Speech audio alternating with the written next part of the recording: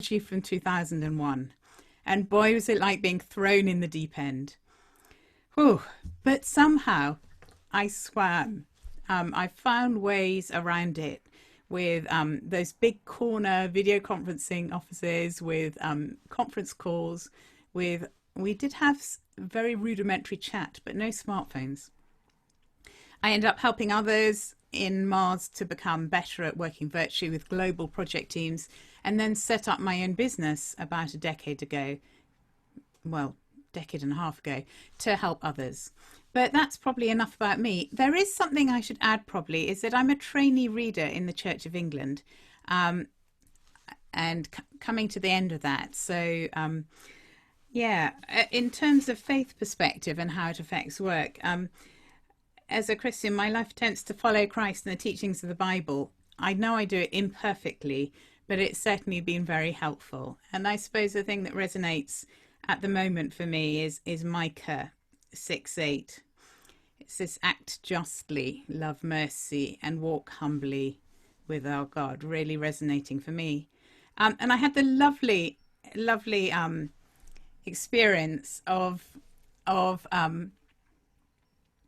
having this appear yesterday. CEO Today magazine suggested my book as one of the 5 books that CEOs should be reading in the lockdown. So for me, that was lovely, and I need to remember the walk humbly. But the good thing is it's really helping lots of people. Somebody's asked why the videos are turning off. I just wanted to be able to concentrate on the slides as we go, and we will be discussing things later. Right, so let's go through.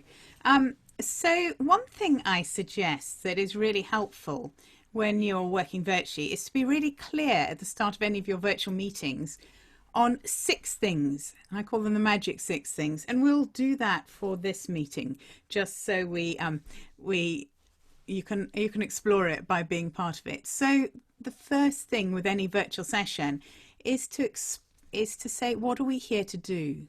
What's the purpose? So today our purpose is to explore how remote teams and businesses can flourish with virtual leadership. So yes, the slides can be shared afterwards, including my scribbles. So we've done the introduce Penny. The next thing we'll do is explore challenges. We'll look at virtual leadership. We'll look at how you can engage others.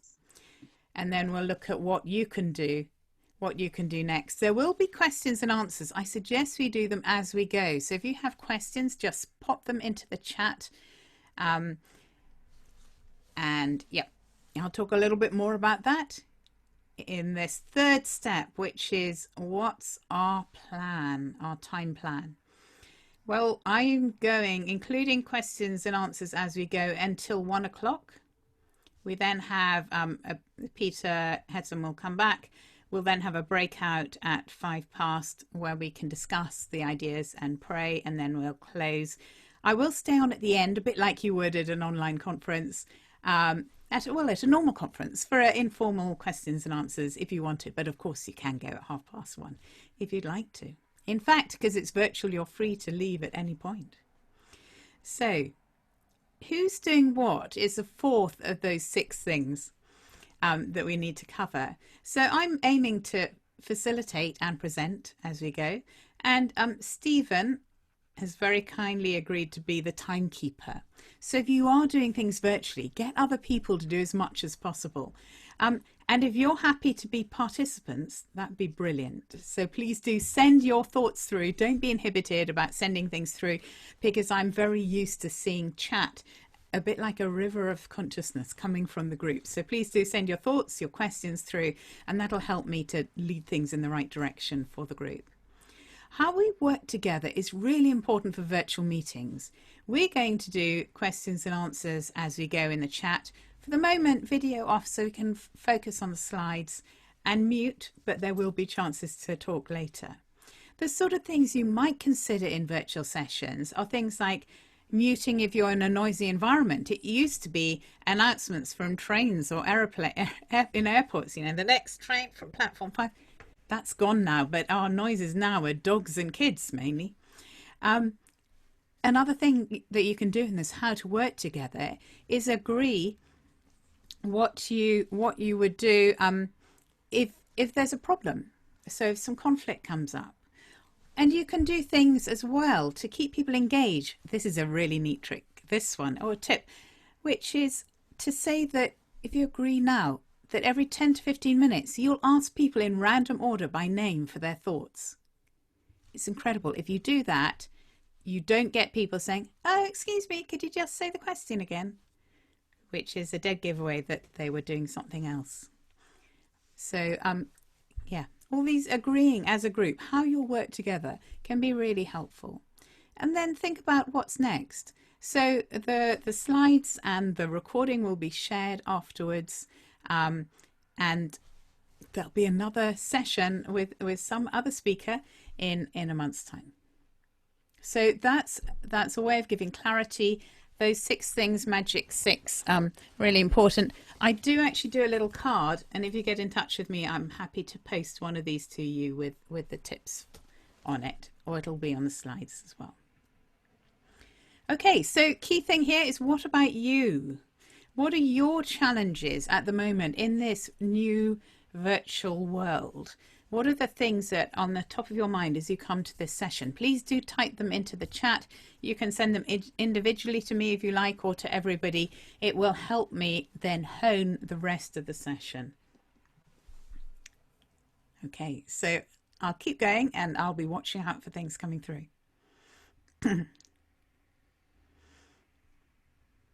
Okay, useful things coming through. Okay, so a few things are coming through, and I'm going to share now my virtual leadership model, which you can actually see behind me.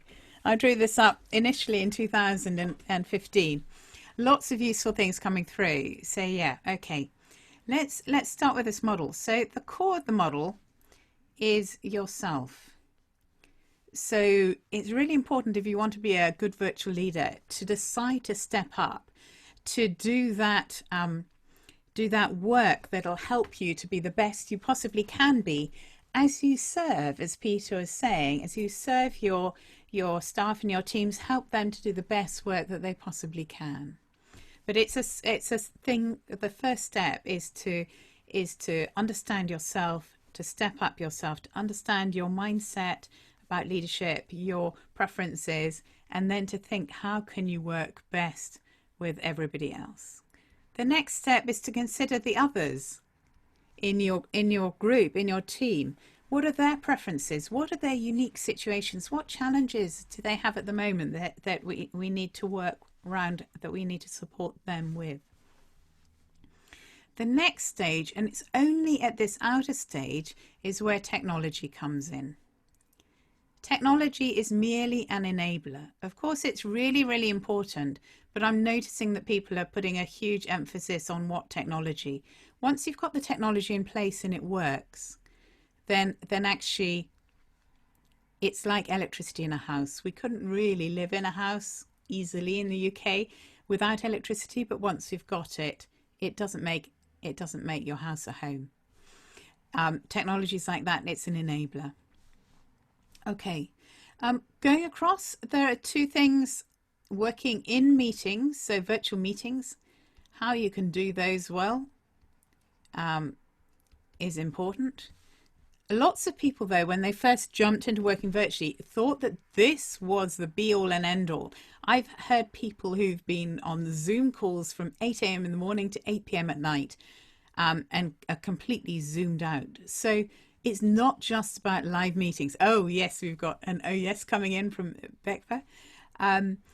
The other aspect is really important, and it's how do we work together remotely in between meetings?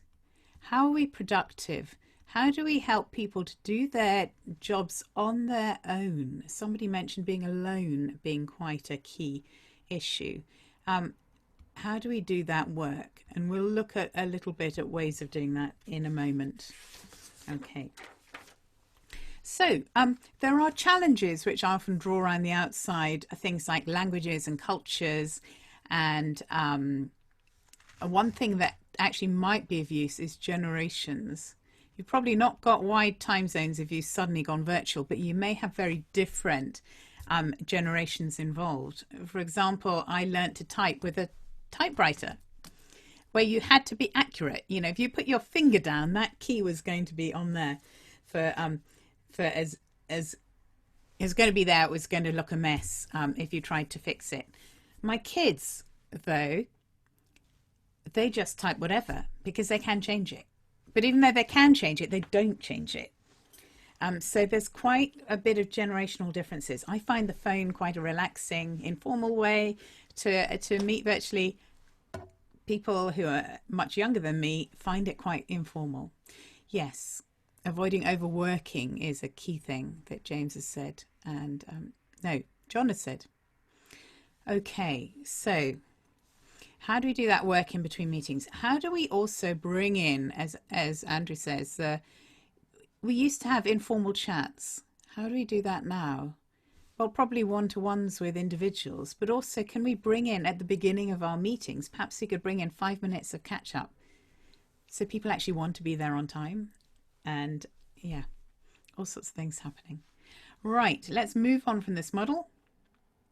Let's look a little bit at working with others and ourselves. So key thing here is your leadership mindset. Now, I hope that command and control, very autocratic, hierarchical leadership is not one that Christians would major on, although it is used a lot. That does not work virtually. People are not with you.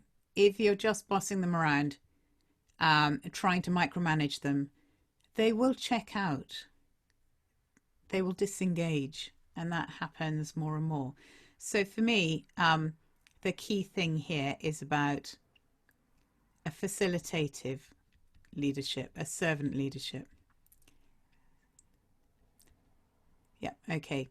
Time's rushing by. So just a few things. Understand things about yourself and others, and together agree the best way, the norms for your team, how you'll work together, and so on. Think about how you'll create common ground with your team as well. There's so much more I could go into, but I need to move on. One thing that's really interesting are the technology options. I'm not going to go into particular tech specifically, but we used to be up here most of the time, having live meetings in rooms. Remember those? We've now had this massive shift to being in different places. So now we meet with things like Zoom, audio conferences, and so on. A lot of people are focusing in on here. Don't just focus here. Think about how you can also use a different time, different place. How you can have discussions, perhaps on collaboration tools or in groups, even WhatsApp groups. This Zoom is going to be a recording, so anybody watching the recording is taking part at a different time and a different place. So think about it. So why don't you pop into the chat the different technologies that you use for this same time, different place, and we can all see the sort of things that you're using. Somebody's asking how I'm writing. Well, I am using this trackpad, which enables you to control things much more easily than using the mouse. If I go to the mouse, you can see I can still write, but it's not so easy to use. So I can see what's happening. We've got Slack, we've got Trello, we've got lots of WebEx, we've got Teams, MS Teams, a lot of that, which is on both. You can have the video conferences, but you can also have threaded discussions. So yes, lots of different things that you're using. People are using, Karen says people are using whatever we can get hold of in Ghana. Yep. Oh, yeah, video chat. Alistair's saying he's using something called Hubbub. We could carry on for ages with that, so I'm going to need to move on because we are rapidly moving on. This is something that's quite useful. Thank you so much for your contributions. Everybody's been able to see all sorts of different ways that people are using. A question that comes up all the time is what works when you need to engage people. Whoops, I've got my tablet on a slight slant and it's gone a bit crazy. What works? Well, let's demonstrate. There are three things here that really work. Let's demonstrate one of them. This narrative form is really, really useful. So I'm going to ask you, what was the date that I was due to fly to New York on when I had to cancel and I started learning about virtual leadership? So please pop that into the chat. Yes, wow. Everybody so far who's put it in has got it absolutely right. 99% of people have got it completely spot on. 13th of September 2001. Now that's a very specific piece of information. And I wonder, how long did you have to spend to remember that? Did you have flashcards? Were you learning it? No, it's stuck in your mind. And that's because using stories is incredibly powerful in terms of engagement and memory. So if you need to get across information that you want people to remember, please use a story form. It doesn't need to start once upon a time. Use that narrative format. And of course, we know that people who are really great teachers and leaders have used stories. Well, think of Jesus and the parables. Really, narratives are memorable and they help people to hook into the beginning, the middle and the end. So think about narrative forms. Visuals are another way of engaging people. I don't know what's happening with you, whether me scribbling somewhat inaccurately sometimes on the slides is making a difference. Let me know. But visuals, my slides are very visual. I don't have loads of words. You can have some words, but if you want to keep people engaged, focus on the visuals and see if you can carry on doing things, moving as we go. If you need to draw people, for example, there's a way of drawing people, which is just scribbling a squiggle like that and adding arms and legs. You don't need very much, but you can draw as you go. Camille says writing brings the slides to life, and that's really helpful. Okay, thank you. So faces are also important. So could you perhaps create a picture of your team? Here's one of a virtual team that I was in years ago. So this is me 15 years ago up here. You could create, this is for a very geographically dispersed team here. And it was because Stephen Thorpe down here in New Zealand was doing his PhD, and he was exploring how story and the narrative form affected online relationships. So that was where I learned about the power of story, and all of us got involved to help. And when we did our telephone conferences, it was then, we had this printed out in colour and laminated, and we propped that up in front of us so all of us could see each other, even on a telephone conference. And we had that physical reminder of all of us, so even the quiet ones were visible. I know in Zoom often the people who are speaking are highlighted, so you might want to do something like this for your team. Alex says it's helpful for time zones, and that's absolutely true. I suspect many of you who have had to go virtual very quickly maybe all work together and are in the same time zone.